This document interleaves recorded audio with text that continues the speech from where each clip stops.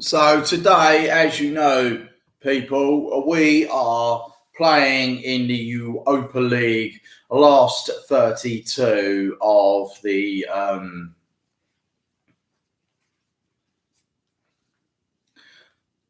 Europa League.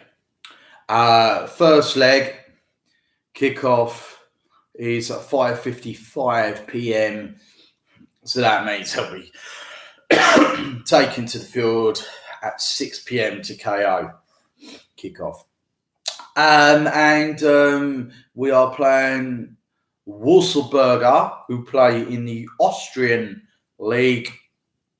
And I do believe in our whole history, these two teams, Wolfsberger of Austria, have never played Tottenham Hotspur in a friendly or indeed in competitive cup European football. And we haven't even played them in any friendly tournaments either. So something of an unknown quantity for Tottenham tonight. Is it a banana skin cup tie? I'd say it's quite a good last 32 round of fixtures to have over two legs. And of course, the away goal does come into effect in for the away team in Europe. So ideally, what we want tonight is a clean sheet. Joe Hart, in fact, is in goal. As we all know, Europa League goalkeeper has been Joe Hart for every round. Loris seems to be the Premier League keeper and FA Cup keeper. But my problem is Tottenham are in the Carabao Cup final. If Joe Hart's the cup goalkeeper, he won't play in the final, I'm guaranteeing, because he didn't play against Stoke. Loris went in goal for that because Tottenham wanted to get through. He didn't play in the semi-final against Brentford. Loris was in goal for that because Tottenham wanted to get through. It seems to me Joe Hart's a bit of a calamity with Tottenham and they're not sure about him. The reason Paolo Gazzaniga isn't at Tottenham, I've looked into the facts and details. Apparently, what it is, Tottenham have got too many, foreign players in their first team football squad at this moment in time, and they had to shift a couple of foreigners out the door. That's why he's only gone on a season loan, 6 months loan, to the end of the season. And then what Tottenham are going to do is shift a couple of first team foreign players, i.e. squad players, out the door in the summer months, when it's the off season, and the summer window reopens. I'm thinking those players could be Lucas Moura. Lucas Moura would probably be one of the names to go. I'm going to throw Eric Lamela in there. I know he's Jose's favourite player at the moment, but and he gives it his all. But I reckon Eric Lamela could be thrown in. I'm going to say Steven Bergwijn might be thrown in as well. But, Paolo Gazzaniga should be the number 2 at Tottenham. Joe Hart was supposed to be the number 3 goalkeeper as cover. Paolo Gazzaniga was supposed to be the number 2. But then Tottenham realised last summer they had too many foreign players in the team. And they were like, this becomes a problem. And Jose and Daniel Levy had a conversation saying, we've got to shift one of the non-English lads out the door. The reason why it took so long to get Paolo Gazzaniga to go on his loan for 6 months is because Tottenham really didn't want to give Paolo Gazzaniga the exit, but they had to because he was and now the reason why Joe Hart's the number 2 is because of the system. Tottenham have signed over the years too many foreign imports, and some of them have to go out the door now because there's too many foreign footballers at Tottenham Football Club now. and they've got to get in line with the guidelines. I'm sure Paolo Gazzaniga is going to come straight back to Tottenham at the end of this loan. I'm sure he's not going to be sold. He's too valuable for Spurs for him to go out the door, to be sold. So that kind of draws up the Paolo Gazzaniga debate that I've seen on social media amongst Tottenham supporters. So yeah, Joe Hart continues to be the cup goalkeeper until the end of the season.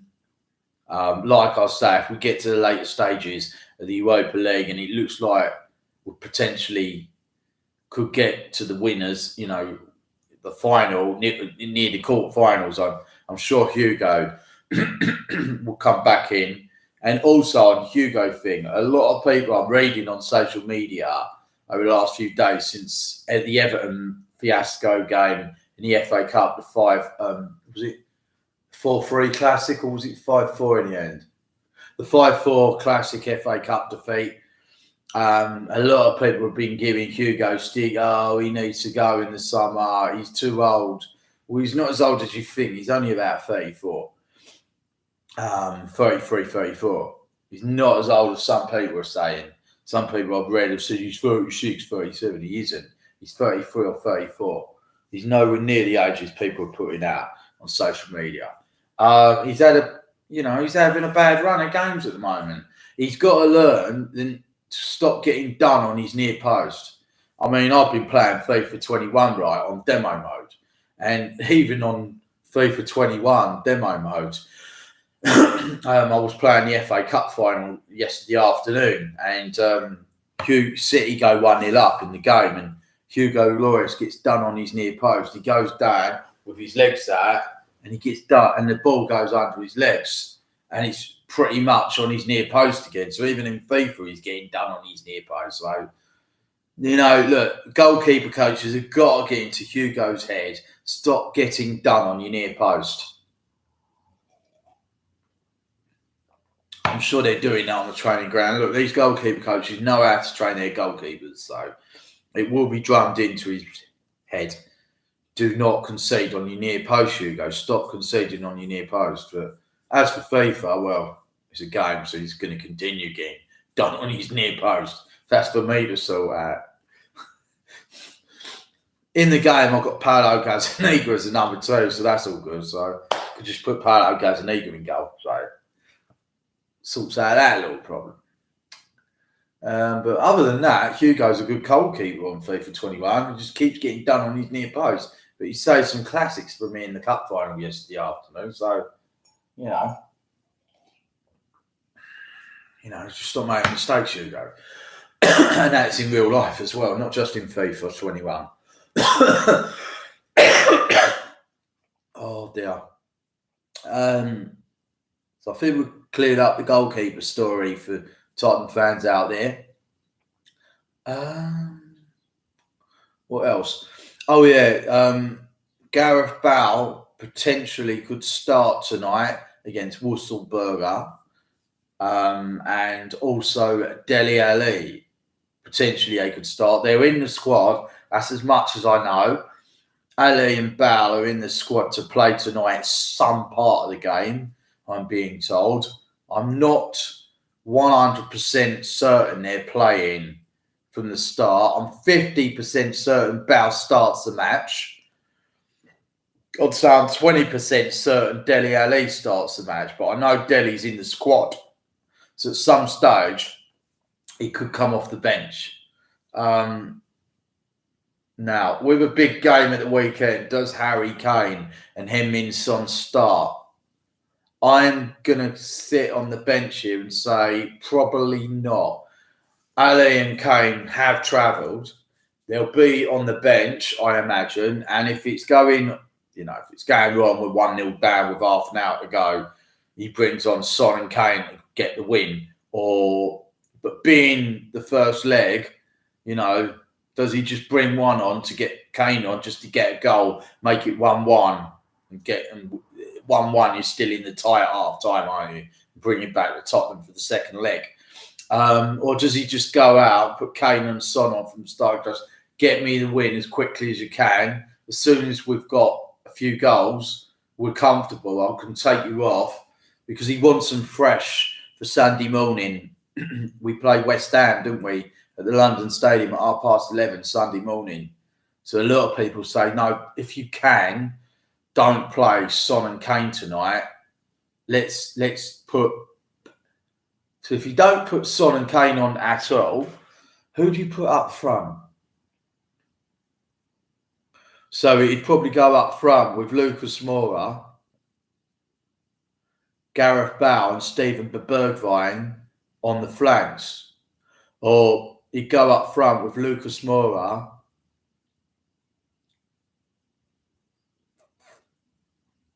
You know, you could put Dele Alli up front as a lone striker. He's done it before, but he wasn't effective. But we're not playing great opposition in Europe tonight, so Ali could be effective. You could put Dele Alli up front with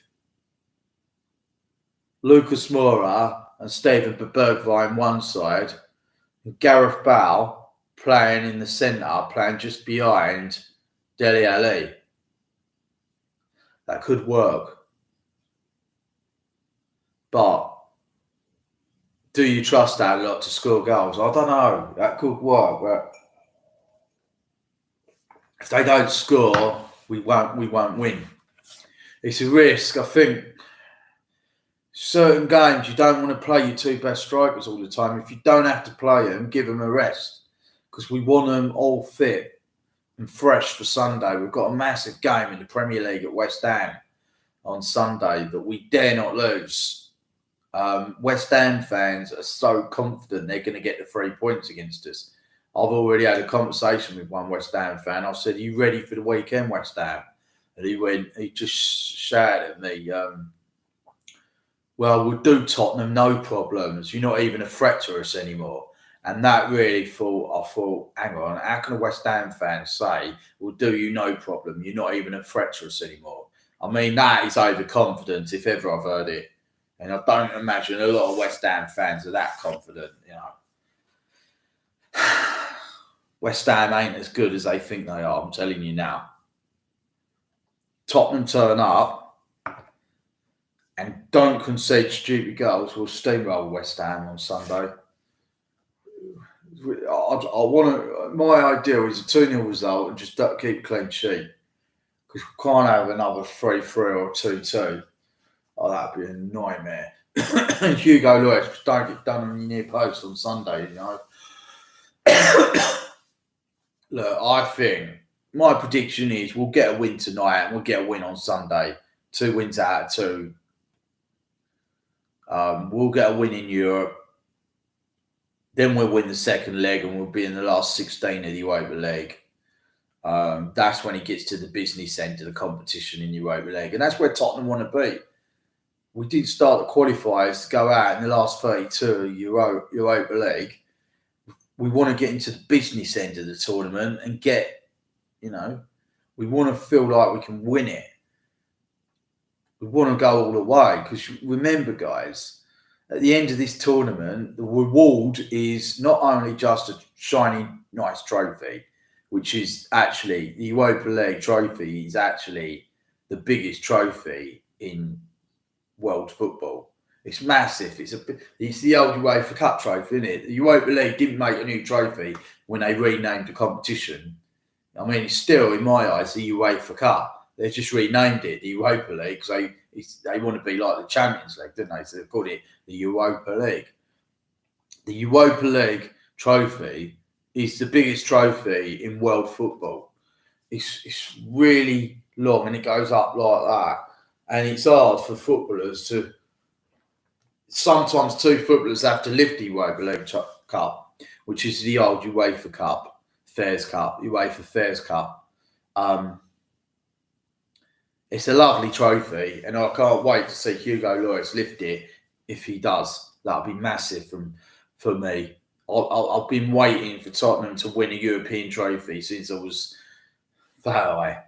And I've never seen it, and a lot of Tottenham fans haven't seen it. So, look, people mock the Europa League, I called it the Thursday Night League. But guess what? once you're in it and you've gone past the last 32, you actually then think you can win it. As a supporter, you think, hang on, how many games? After the last 32 of the Europa League, you're in the last 16. There's not many games. Once you're in the last 16, you're in the business end of a football competition.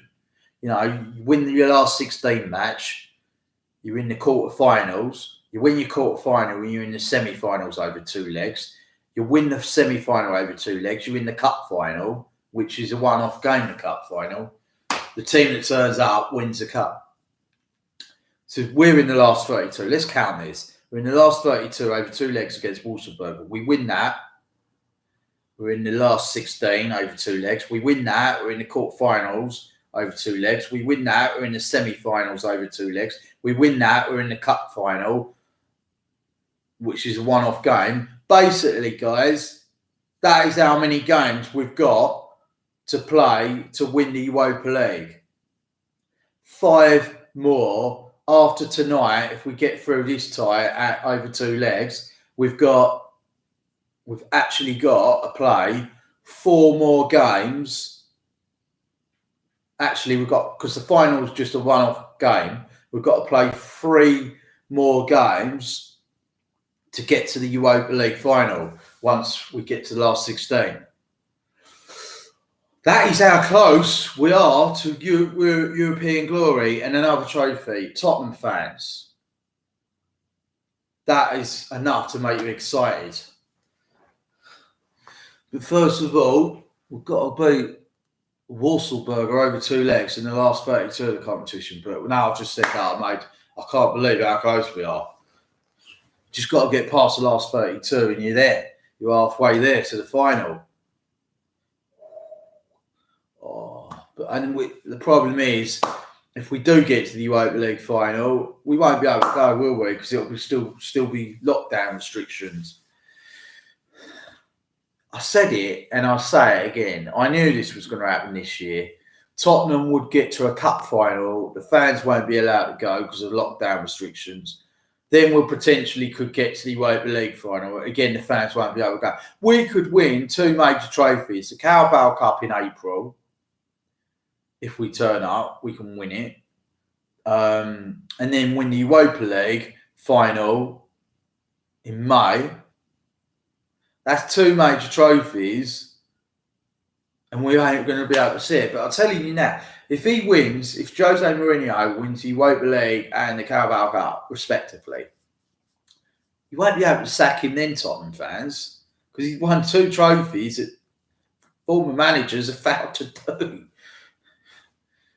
It'll be very harsh to sack a manager for that, because we'll be back in the Champions League as well.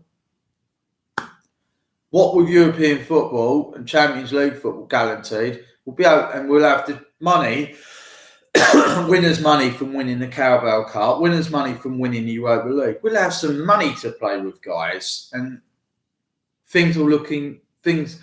It's gloom at the moment, but if we do what I've just said, things are going to be smashing. Things are going to be absolutely smashing. That's a word I've not used in ages. It's a nice word to use. Smashing. It will be, just leave you with that thought. It'll be absolutely smashing. I've just got notification, breaking news. It's not Tottenham related. It's from Leyton Orient Football Club. It's just an interview for their clash against Port Vale. And the other one is Ross Embleton prior to Port Vale match. It's Leyton Orient podcast on their preview against Port Vale on Saturday afternoon. Yeah, nothing to. I thought there was big breaking news coming up. It was only Leyton Orient from League Two, so nothing to get excited about. See, sometimes I do these and this breaking news come up in the corner of my screen, which you guys can't see. And it comes up with sometimes Tottenham related, and that's why I read things out. I'm like to be like Sky Sports News, don't I? Putting it out there. Breaking news. I don't know what that was all about, really. But yeah, I'm quite confident. Look, I'd start Bale and Dele Alli. If we don't need to play Kane and Son, don't play them. Save them for Sunday against West Ham. in my opinion. And also, on a positive note, Tottenham fans, if we beat West Ham, we're closer to the top four again. All we've got to do, it is quite possible we can go on an unbeaten run, 14 games, to the end of the season. We do that. We don't just make the Champions League. Potentially could win this Premier League. But for that to happen, Manchester City have got absolutely fallen apart, haven't they? And Manchester United have got to drop points. So have Leicester. In an ideal world, that can happen. Realistically, it ain't going to happen, is it? City ain't going to collapse like that. United won't drop spectacular amount of points. Leicester ain't going to do the same. I think a great season for Tottenham is win the Carabao Cup, finish fourth, go as far as we can in Europa League, and anything else is a bonus, really. I'm ending it on a positive note. I'm very positive about the game tonight. I haven't seen the team news at the moment, but like I said, Bale and Dele Alli are going to feature tonight. Kane and Son, I'm not sure they'll be on the bench. They'll be used if they have to, but Joe Hart, just nothing stupid from you tonight. Just a steady, solid performance.